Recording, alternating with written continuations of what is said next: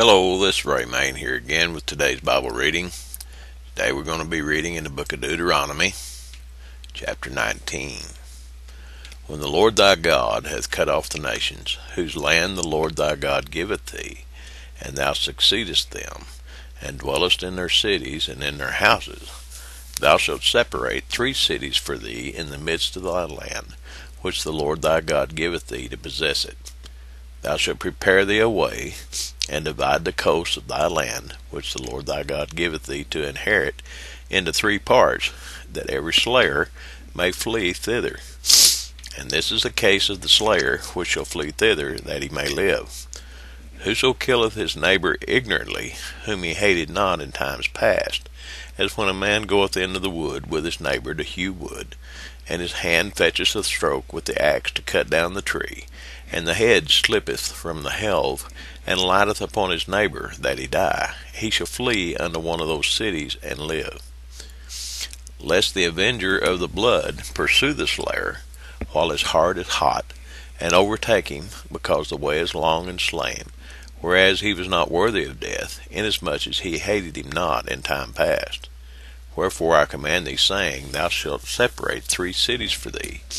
And if the Lord thy God enlarge thy coast, as he hath sworn unto thy fathers, and give thee all the land which he promised to give unto thy fathers, if thou shalt keep all these commandments to do them, which I command thee this day, to love the Lord thy God, and to walk ever in his ways, then shalt thou add 3 cities more for thee, besides these 3, that innocent blood be not shed in thy land, which the Lord thy God giveth thee for an inheritance, and so blood be upon thee. But if any man hate his neighbor, and lie in wait for him, and rise up against him, and smite him mortally that he die, and fleeth into one of these cities, then the elders of his city shall send and fetch him thence, and deliver him into the hand of the avenger of blood, that he may die.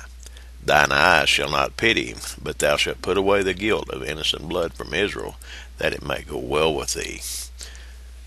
Thou shalt not remove thy neighbor's landmark, which they of old time have set in thine inheritance, which thou shalt inherit in the land that the Lord thy God giveth thee to possess it.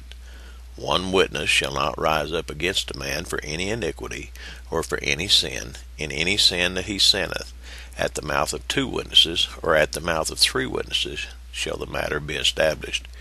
If a false witness rise up against any man to testify against him that which is wrong, then both the men between whom the controversy is shall stand before the Lord, before the priests and the judges, which shall be in those days.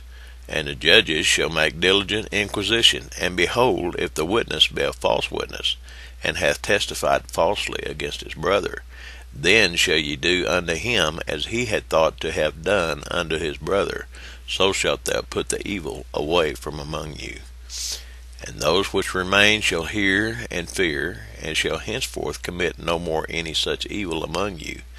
And thine eye shall not pity, but life shall go for life, eye for eye, tooth for tooth, hand for hand, foot for foot. Well, that's the reading for today. It's pretty simple, pretty straightforward, pretty harsh by our standards today, isn't it? But anyway, this is where all of our law commenced. This is the base of every bit of it. God bless you. Have a blessed day.